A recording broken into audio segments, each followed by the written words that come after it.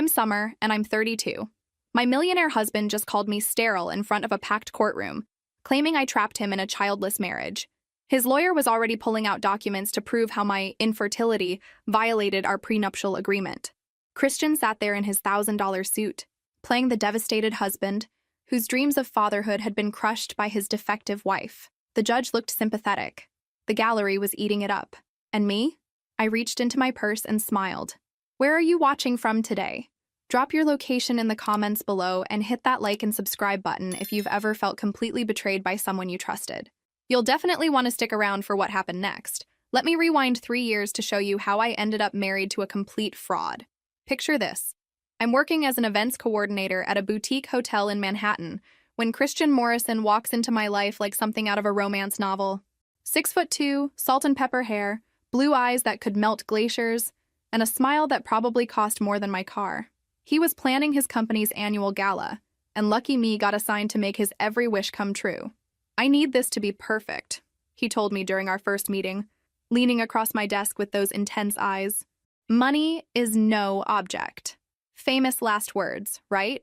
But back then, I was completely dazzled. This man sent flowers to my tiny studio apartment every day for a week. He took me to restaurants where the waiters knew his name and the wine cost more than my monthly rent. When he proposed on his penthouse balcony overlooking Central Park, with a ring that could have funded a small country, I thought I'd won the relationship lottery. The wedding was straight out of a fairy tale. Christian spared no expense designer dress, celebrity wedding planner, guest list that read like Forbes magazine. His mother, Elena, flew in from California wearing enough jewelry to stock Tiffany's. His business partner, Marcus, gave this touching toast about friendship and success that had everyone raising their glasses. I felt like Cinderella finally getting her happily ever after. But fairy tales don't prepare you for what happens when the clock strikes midnight and your prince turns back into a frog. Actually, that's unfair to frogs. At least frogs are honest about what they are. The first red flag should have been our honeymoon in Tuscany. We were staying at this incredible villa with vineyard views that stretched for miles, and I was practically glowing with newlywed bliss. Christian, I said over breakfast on our private terrace, I've been thinking about starting a family. Maybe we could start trying when we get back? His espresso cup paused halfway to his lips like I just suggested we sacrifice a goat. That's wonderful, darling. But let's not rush into anything. We should enjoy being married first. Reasonable, right? Except enjoying being married apparently meant Christian working 16-hour days while I decorated our penthouse and planned dinner parties for his business associates. Every time I brought up children, he had another excuse ready like he'd been practicing in the mirror. The company was expanding. The market was volatile. He wanted to take me to Paris first, or Tokyo, or Mars, wherever he could think of to change the subject. But those trips, they were absolutely perfect. Christian would transform back into Prince Charming. He'd hold my hand as we toured the Louvre, kiss me on the Brooklyn Bridge at sunset, post romantic photos on social media with captions about his beautiful wife. His followers ate it up, commenting about relationship goals and asking when we'd have little ones. If only they could see us behind closed doors, where my husband treated me like expensive furniture beautiful to look at, but not particularly functional. The moment we'd return from any trip, Christian would disappear faster than my hopes for our marriage. His office became his sanctuary, the gym became his second home, and our bedroom felt like a museum, beautiful but completely untouchable. When I'd try to initiate any kind of intimacy, he'd suddenly remember an urgent email that required his immediate attention, because apparently market fluctuations can't wait for your wife to feel loved. I started making excuses for him like it was my part-time job. Successful men have demanding schedules, I told myself. He's building an empire, and that takes sacrifice. But late at night, staring at the ceiling of our king-sized bed while he slept with his back to me, I couldn't shake the feeling that something fundamental was wrong. And by something, I mean everything. My friend Rachel, a nurse who'd known me since college, was the first person to call out the obvious. "Summer, you look exhausted," she said during one of our monthly brunches, studying my face like I was one of her patients. "When's the last time you and Christian had a real conversation?" "We talk all the time," I protested, but even I could hear how hollow that sounded. It was like saying we breathed the same air. So obviously we were communicating. About what? His work? Your social calendar? When's the last time he asked how you're feeling about anything that actually matters to you?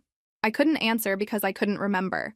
Christian had mastered the art of conversation without actually communicating like a politician, but with better hair and worse intentions. He'd ask about my day while scrolling through his phone. He'd compliment my appearance for public consumption.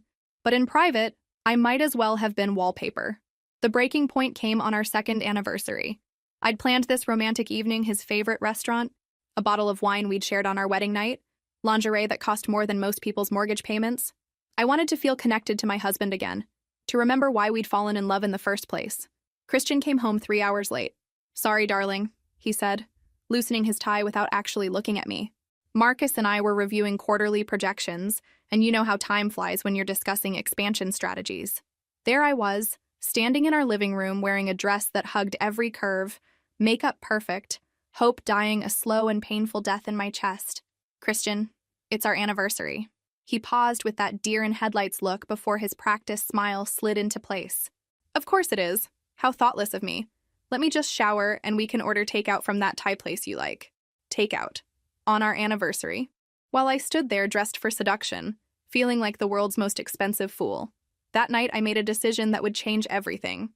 While Christian showered claiming he needed to wash off the stress of his day, because apparently stress is something you can scrub away with expensive soap, I picked up his phone. I know snooping is wrong, but desperate times call for desperate measures, and I was drowning in my own marriage. His text messages were surprisingly innocent.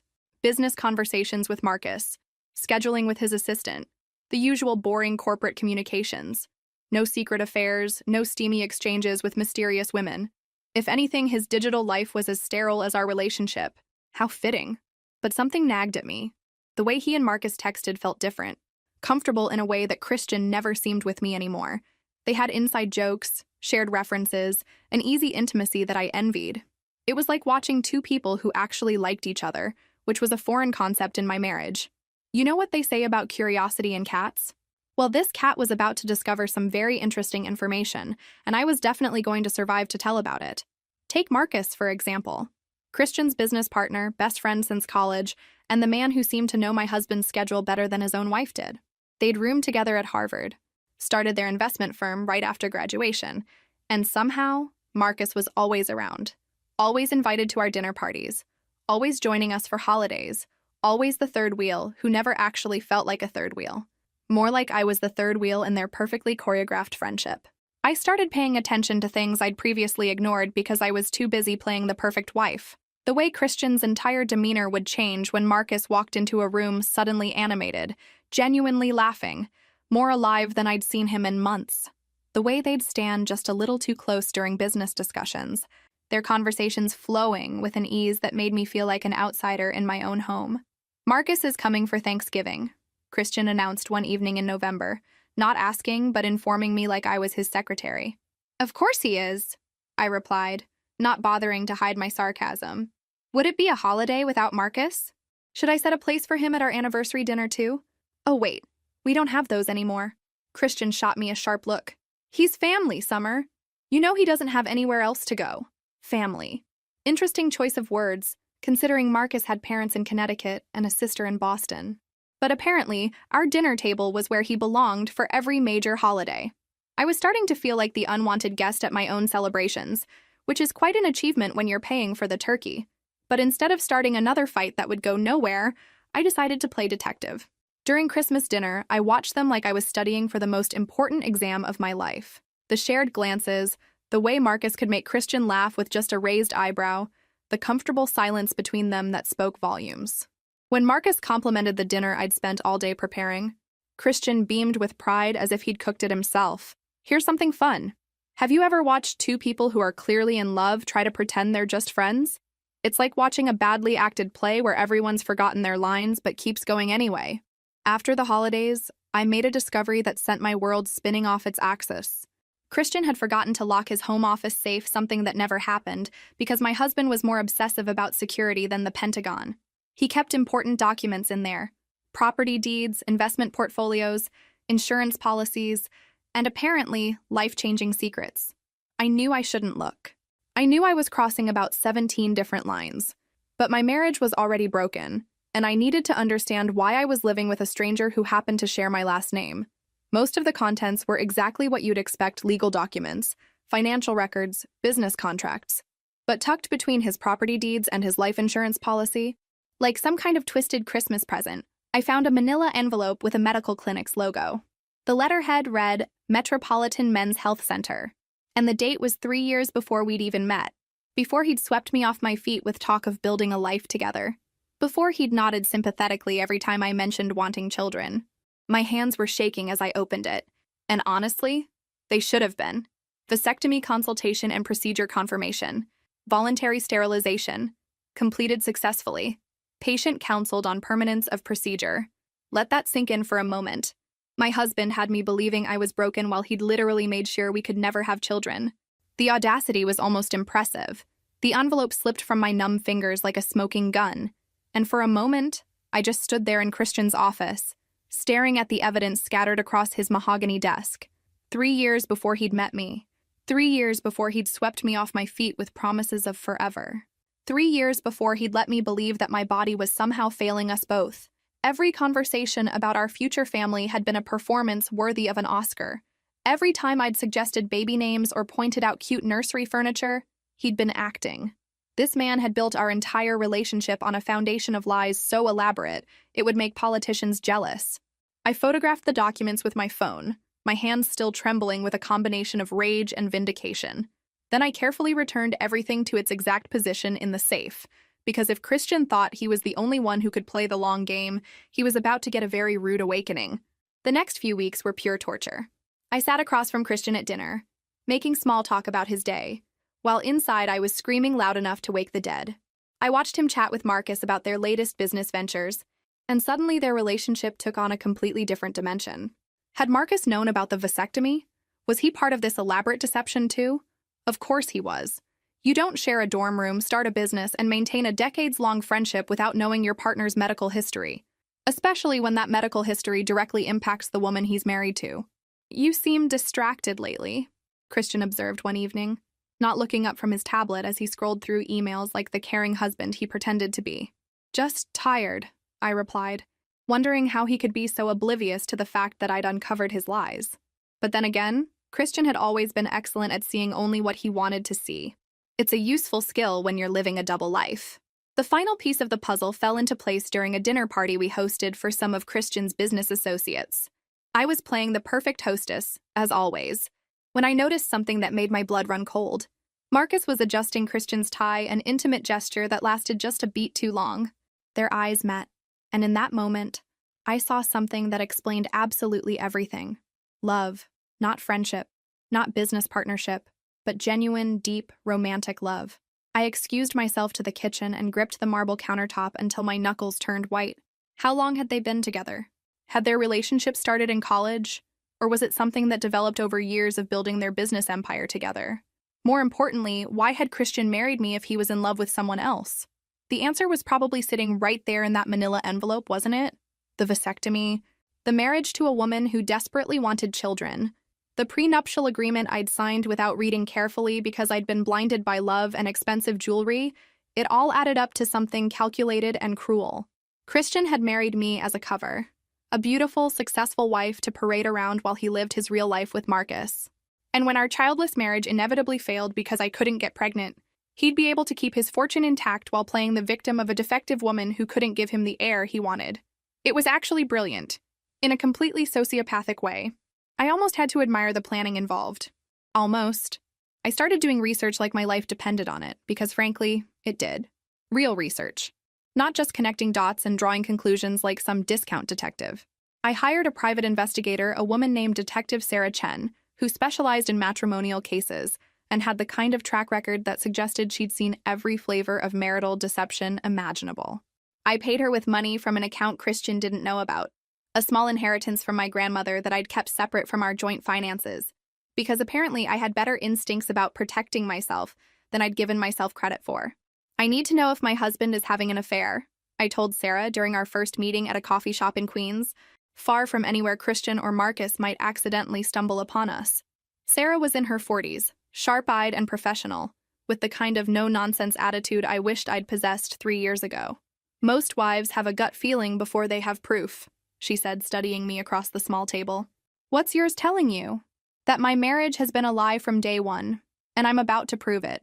She nodded like she'd heard this story 1,000 times before, which was either reassuring or deeply depressing. Give me 3 weeks. If there's something to find, I'll find it. Those 3 weeks were the longest of my life. I had to continue playing the devoted wife while inside I was building a case for my own liberation. Christian noticed nothing different about my behavior, which, honestly, told me everything I needed to know about how much attention he'd ever paid to his actual wife versus his imaginary perfect spouse. Summer seems a bit off lately, doesn't she? I overheard Marcus ask Christian one evening when they thought I was upstairs, because apparently my husband discussed my emotional state with his boyfriend but not with me. She's probably just hormonal, Christian replied dismissively. You know how women get. Hormonal. After 3 years of marriage, that was his clinical analysis of my emotional state. Not concerned that his wife might be unhappy, not worried that something might be wrong, just hormonal. Like I was some kind of unpredictable weather pattern that occasionally produced storms. I wanted to march into that room and show them both exactly how hormonal I could get. But patience was about to pay off in ways they couldn't imagine. Sarah called me on a Tuesday morning while Christian was at the gym with Marcus, their daily routine that I'd never questioned before, but now seemed like the perfect cover for whatever they were really doing during those 2-hour workouts. We need to meet, she said simply. I have what you're looking for. The photographs were absolutely damning. Christian and Marcus leaving a hotel in Midtown, not the kind of place you'd go for a business meeting unless your business involved king-sized beds and room service.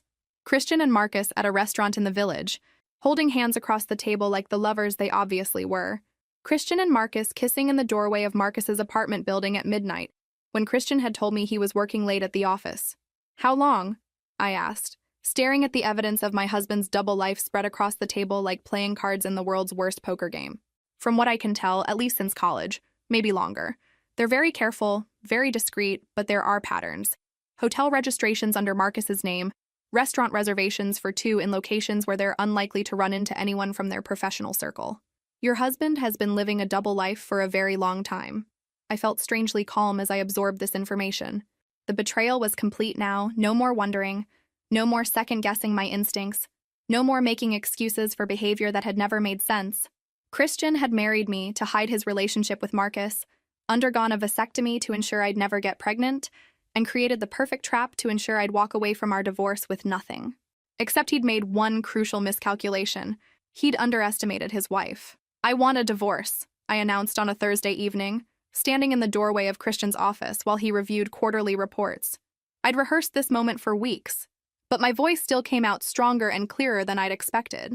Christian didn't even look up from his laptop, because why would he? I was just his wife. Don't be dramatic, Summer. Whatever's bothering you, we can discuss it rationally like adults. There's nothing to discuss. I want out of this marriage. That got his attention. He finally lifted his head, and I saw calculation flicker in his eyes before his expression settled into what I'd learned to recognize as his negotiation face, the same one he used with difficult clients who didn't understand how lucky they were to have his expertise. Summer, let's not make any hasty decisions. Marriage is work, and we both need to put in more effort. Effort? I laughed, and it sounded harsh even to my own ears. Christian, when's the last time you touched me? When's the last time we had a real conversation about anything that mattered? When's the last time you treated me like a wife instead of an expensive accessory that looks good at company parties? He stood up, moving around his desk with the kind of predatory grace that had once made my heart race and now just made me angry. You're being emotional.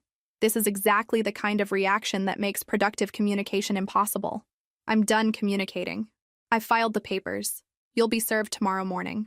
The mask slipped then, just for a moment, and I saw something cold and calculating in his expression. The real Christian, the one who'd planned this entire charade from the beginning. You might want to reconsider that decision, Summer. Remember our prenuptial agreement. You signed away quite a lot of rights when you were so eager to become Mrs. Morrison. There it was, the threat I'd been expecting. The reminder that he held all the financial power, that he'd structured our marriage to ensure I'd be left with nothing if I ever tried to leave. Christian had always been thorough in his planning.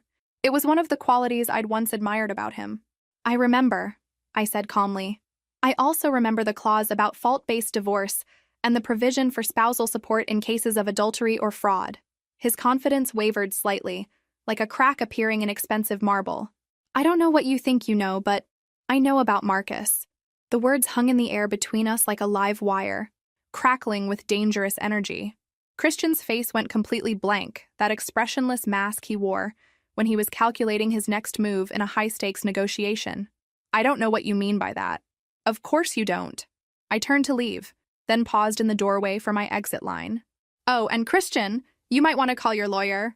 You're going to need the best legal team money can buy. Trust me on this one. The divorce proceedings were exactly as brutal as I'd expected. Christian hired the most expensive legal team in the city, men in $1,000 suits, who specialized in protecting wealthy men from their inconvenient wives. They filed motion after motion, questioning my mental state, my financial contributions to the marriage, my fitness as a spouse. But they made one crucial mistake. They assumed I was the same naive woman who'd signed that prenuptial agreement 3 years ago. The preliminary hearing was scheduled for a Tuesday morning in family court. I arrived early, dressed in a navy suit that projected competence and respectability, while Christian's lawyers had requested a closed hearing. Somehow the media had gotten wind of the case. Morrison Investment Group was well known in financial circles, and wealthy men's messy divorces always made excellent copy. Christian arrived with his legal team and Marcus, who was there as moral support and business partner. They huddled together at their table, whispering strategies and shooting confident glances in my direction, like they were planning a hostile takeover. I sat alone with my lawyer, a smart woman named Jennifer Walsh, who specialized in David versus Goliath cases and had never lost to a Goliath yet. "Are you ready for this?" Jennifer asked quietly. I patted my purse, feeling the weight of the manila envelope inside. "I've been ready for months." The hearing began with Christian's lawyer painting him as the devoted husband whose wife had become increasingly unstable and demanding. They presented our prenuptial agreement with the flourish of magicians pulling rabbits from hats, highlighting the clause that would leave me with minimal assets if our marriage ended due to my inability to provide children.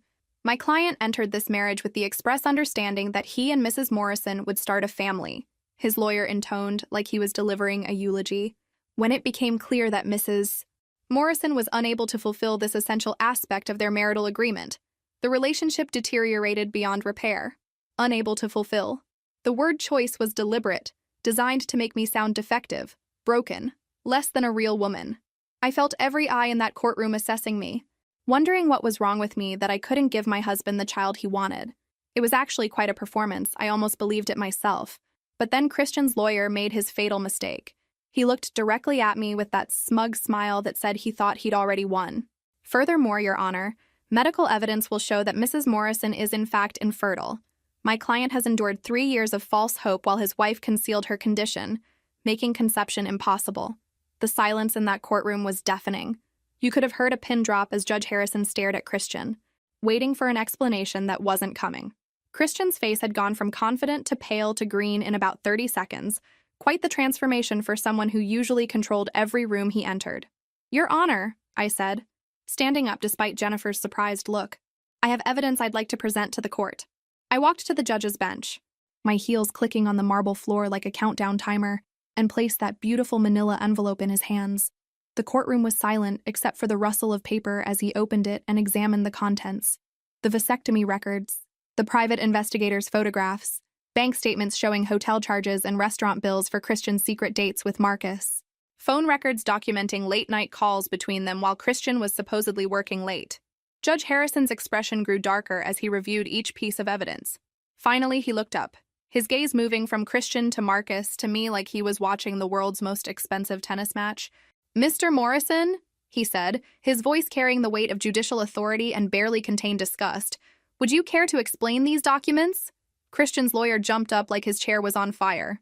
"Your Honor, we weren't prepared to address these allegations today. We request a continuance to properly review these documents and prepare our response." "Allegations?" Judge Harrison's eyebrows shot up as he held up one of the photographs. "This appears to be your client kissing another man outside an apartment building. Are you suggesting this is somehow fabricated?" I watched Christian's world crumble in real time, and honestly, I should probably feel guilty about how satisfying it was. But after 3 years of being made to feel like I was the problem, like I was broken and insufficient, watching him squirm felt like justice served with a side of karma. Marcus had gone completely white and was staring at his hands like they held the secrets of the universe.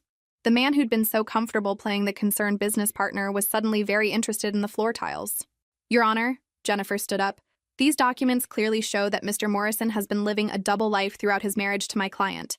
The vasectomy records prove he never intended to have children, making his claims about my client's alleged infertility not just false, but deliberately fraudulent." The judge flipped through more photographs, his expression growing more disgusted by the minute. This court has seen many cases of marital deception, but this level of premeditation is particularly disturbing.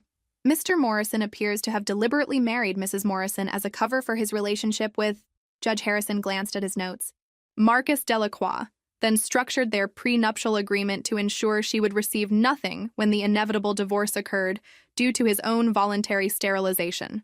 Christian finally found his voice, though it came out as more of a croak. Your Honor, my relationship with Marcus is purely professional. Mr. Morrison, the judge's voice was ice cold.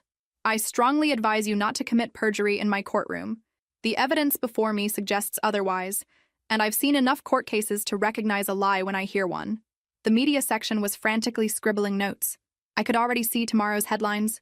Investment mogul's secret life exposed, and Millionaire's marriage was elaborate fraud. Christian's carefully constructed public image was disintegrating faster than a sandcastle in a hurricane, and I had front row seats to the show. In light of this evidence, Judge Harrison continued, I'm ruling that the prenuptial agreement is void due to fraud.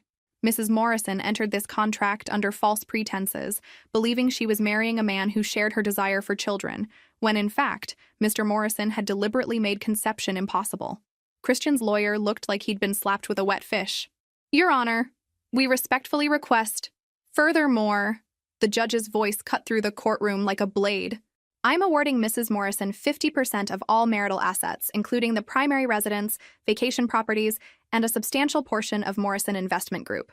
50% of everything, including the penthouse where I'd spent 3 years feeling like a stranger, the Hamptons house where I'd hosted countless parties for his friends and business associates, and most importantly, a controlling interest in the company that had been Christian and Marcus's baby.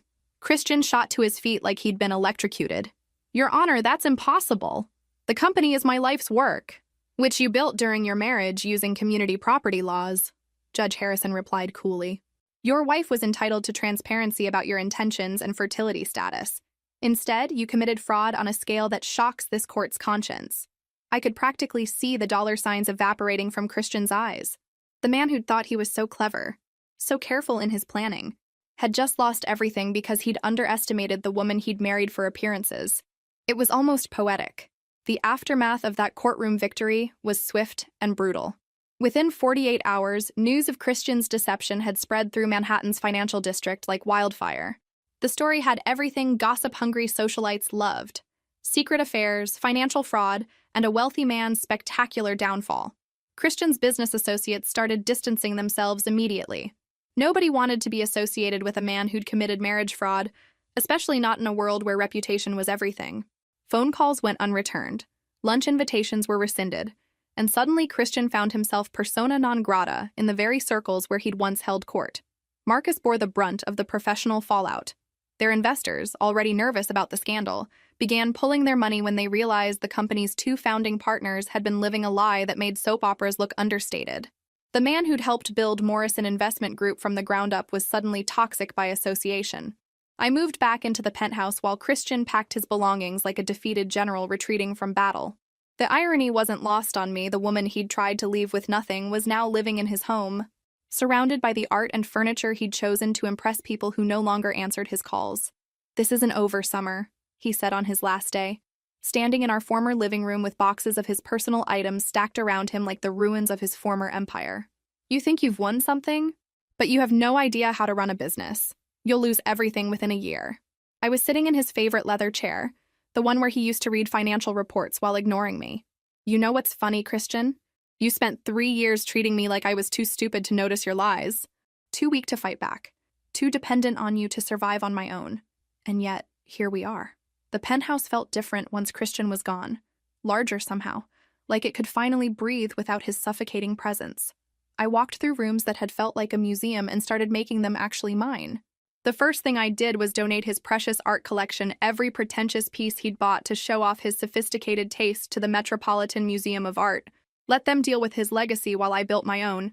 Jennifer Walsh, my lawyer, became my advisor as I navigated the complex process of taking control of Morrison Investment Group. The company was hemorrhaging clients and money like a sinking ship, but the bones of it were solid. Christian and Marcus had built something valuable, even if they'd destroyed its reputation with their personal drama. You have 2 choices, Jennifer explained during one of our strategy sessions. Sell your shares and walk away with enough money to buy a small island, or fight to rebuild the company's reputation and potentially make even more money in the long run. I thought about that for exactly 30 seconds. I didn't go through all this just to take the easy way out. Besides, I want to prove that this company can succeed without them. The first board meeting I attended as a major shareholder was memorable in all the best ways. These men who'd known me only as Christian's decorative wife suddenly had to take me seriously as a business owner. The adjustment was painful for everyone involved, but mostly for them. Mrs. Morrison, one of the board members said carefully, like he was defusing a bomb, "We appreciate your enthusiasm, but managing an investment firm requires specialized knowledge and experience." "You're absolutely right," I agreed, with a smile that could have cut glass, which is why I'm bringing in consultants and advisors to help guide the transition. But make no mistake, I'm not going anywhere. This is my company now. Rebuilding Morrison Investment Group's reputation was like performing surgery on a patient who was bleeding out on the operating table. Every day brought new challenges. Clients threatening to leave, employees uncertain about their futures, competitors circling like vultures waiting to pick apart our remaining assets. But I had advantages that Christian never possessed. I understood people in ways he never bothered to learn. While he'd focused on numbers and profits, I'd spent years managing relationships, reading social dynamics, understanding what people really wanted versus what they said they wanted. Turns out those skills are surprisingly useful in business. My first major decision was rebranding. Morrison Investment Group became Meridian Capital Partners, a fresh start with no baggage from Christian's scandal. I hired a crisis management team, a new marketing firm, and most importantly, I brought in Rebecca Torres as CEO. Rebecca was everything I wasn't. Financial expertise, 15 years of experience running investment firms, and a reputation for turning around struggling companies. She was also a woman in a male-dominated industry who understood exactly what it felt like to be underestimated by men in expensive suits. "Why me?" she asked during our first meeting. "You could hire any number of experienced executives who'd probably work for less money and fewer questions." "Because you know what it's like to have everyone assume you don't belong in the room," I said. "And because when I researched your track record, I realized you're exactly the kind of person Christian would never have hired, which makes you perfect for what we're trying to build." Rebecca smiled at that.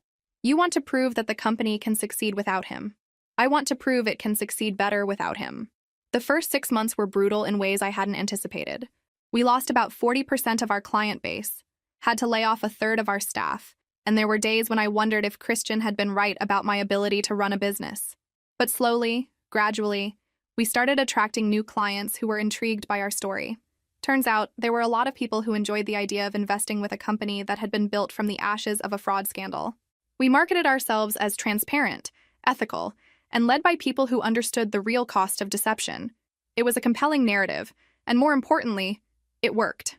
Marcus tried to reach out to me once, about 8 months after the divorce was finalized. He called my office, somehow got past my assistant, and caught me during a late evening when I was reviewing quarterly reports and wondering if I'd bitten off more than I could chew. "Summer, I wanted to apologize," he said, his voice heavy with guilt that was probably genuine. "I never meant for you to get hurt in all this."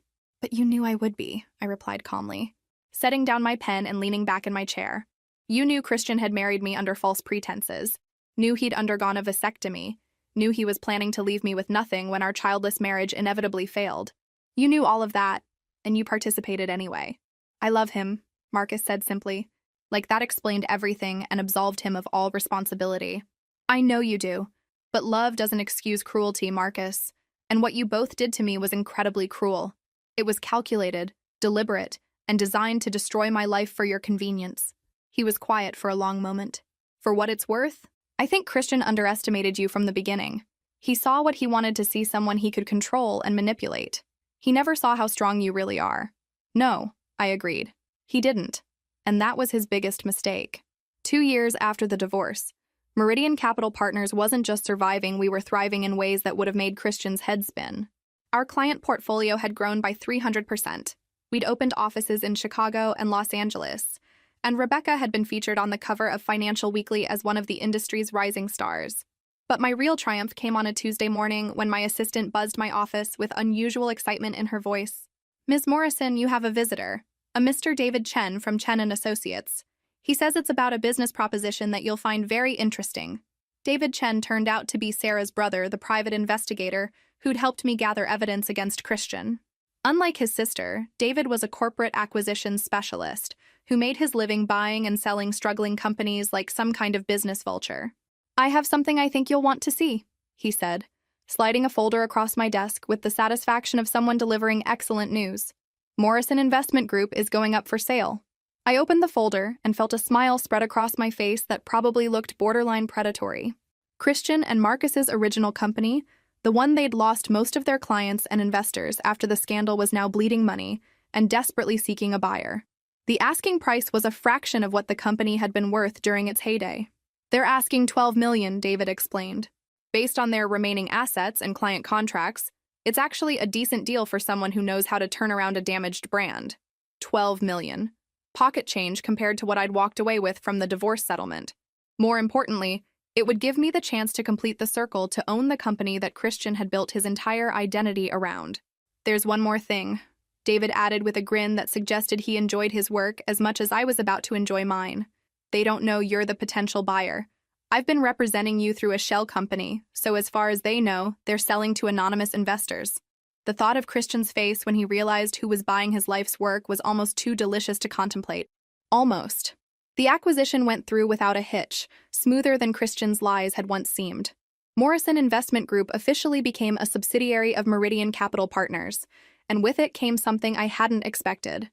Closure that felt better than any therapy session. Christian called me the day the sale was finalized.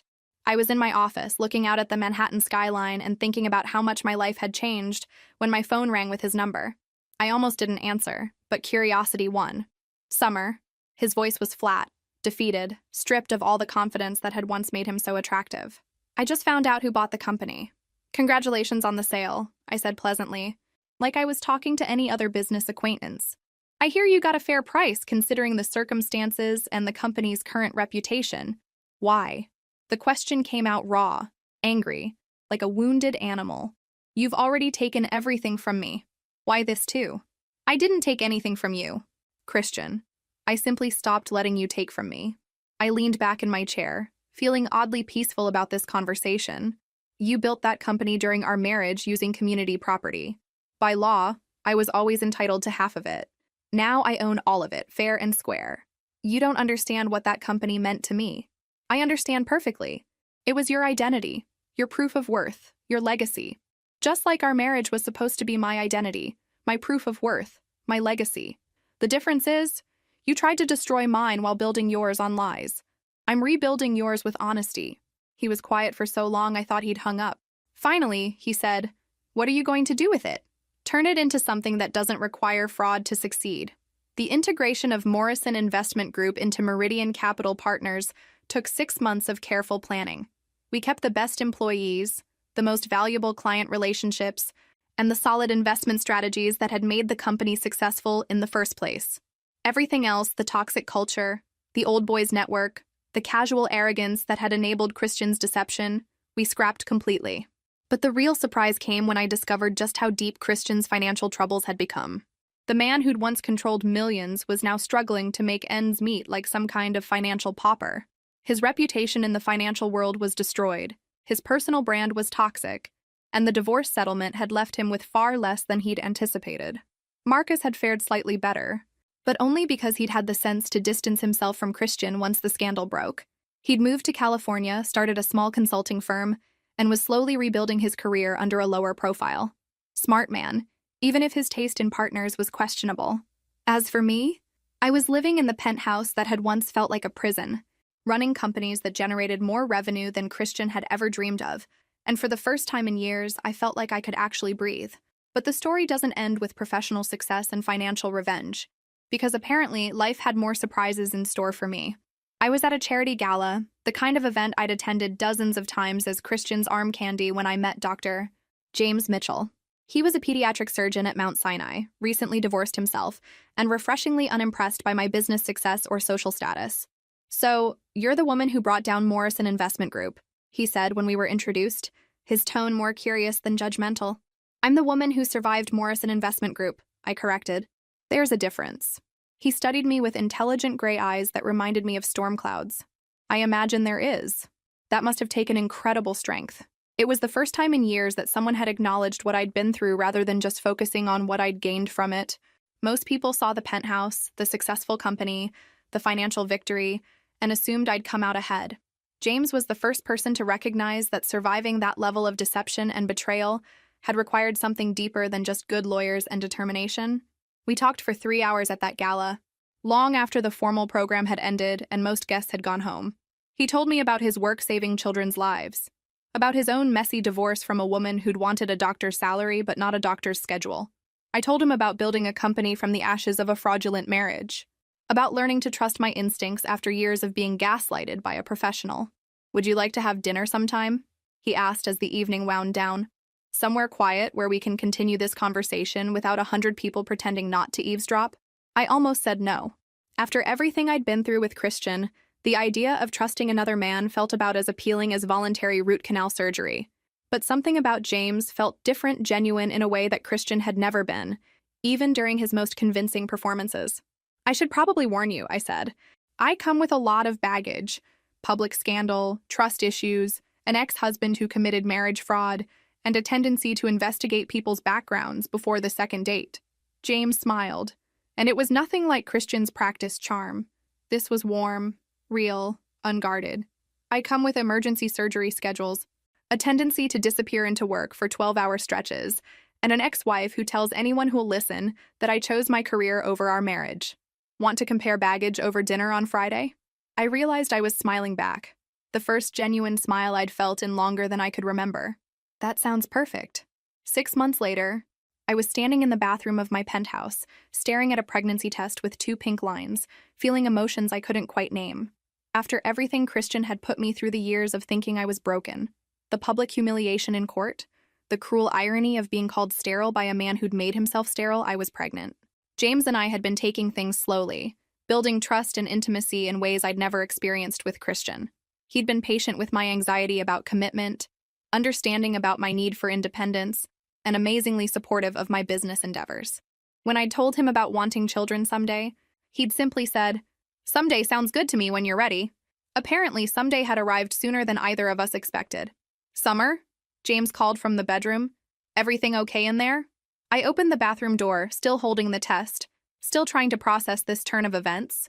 James took one look at my face, then at the test in my hands, and his expression shifted from concern to wonder. "Are you?" he started, then stopped, waiting for me to tell him how I felt about this news before he revealed his own reaction. "I'm pregnant," I said, the words feeling surreal. After all of Christian's lies about me being infertile, after believing for years that I might never be able to have children, I'm actually pregnant. James crossed the room in 2 steps and wrapped me in his arms, careful and gentle like he was afraid I might break. "How do you feel about it?" "Terrified," I admitted.